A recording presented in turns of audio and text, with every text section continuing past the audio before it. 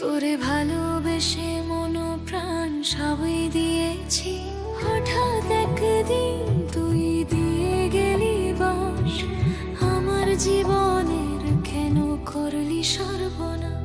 5 বছর ধরে চলছিল কলেজ শিক্ষার্থী হাফিজা আর শুভর প্রেম। দুজনের ভবিষ্যৎ মোটামুটি যেন ঠিকই হয়ে আছে এমনটাই ভেবেছিল তারা, কিন্তু হঠাৎ এক ঘোষণায় বদলে গেল সবকিছু। শুভর পরিবার দাবি করতে শুরু করলো হাফিজার নাকি সম্পর্ক রয়েছে একাধিক ছেলের সঙ্গে, তাই এমন মেয়েকে তারা কখনোই মেনে নেবেন না ছেলের বউ হিসেবে। আর সেই কারণেই গোপনে শুভর বিয়েও ঠিক করে ফেলে পরিবারটি। আর খবরটি শোনার সঙ্গে সঙ্গে হাফিজা পৌঁছে যায় শুভর বাড়িতে। নিজেদের সম্পর্কের স্বীকৃতি চেয়ে শুরু হয় আমরণ অনশন। 5 বছর রিলেশনের শেষে আমি জানতে পারি সে মেয়ে দেখতেছে। আমি তাকে বাসায় জানাই, তো তিনি সাথে কথা বলছে সব কিছু।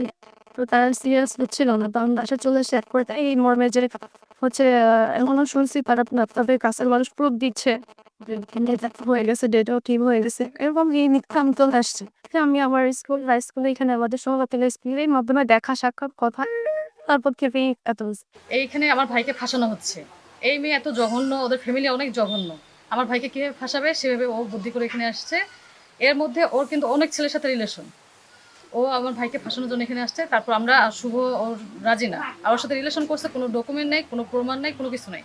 প্রেমিকার দাবি শুভ নাকি চেয়েছিল সম্পর্কটি প্রতিষ্ঠা করতে, এমনকি প্রেমের সম্পর্ক ও শারীরিক ঘনিষ্ঠতার কথাও জানিয়েছিলেন বাবা মায়ের কাছে, কিন্তু কোনো কথাই কানে তোলেনি শুভর পরিবার। উল্টো মারধর করে বাড়ি থেকে বের করে দেওয়া হয় হাফিজাকে, আর শুভকে বাড়ি থেকে সরে যেতে বাধ্য করে পরিবার। এমনকি কোথায় সরিয়ে দেওয়া হয়েছে শুভকে তা জানে না এলাকার কেউই। এতে পরিস্থিতি হয়ে গেছে আরো জটিল।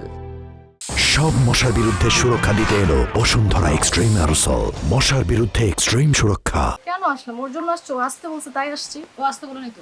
ও আসতে বলছে, ওকে আমি বলছি, ও বলছে যে তুমি আসবা, তুমি যেভাবে সংসার করতে এইভাবে আসতে যাচ্ছ আসো, কিন্তু আমার বাবা মার জন্য কিছু না হয়। ওনারা ট্রিট করছে আমাকে, গায়ে হাত তুলছে, বাইরে বাইরে করার চেষ্টা করছে। পরবর্তীতে ওনারা রুমে নিয়ে যায়।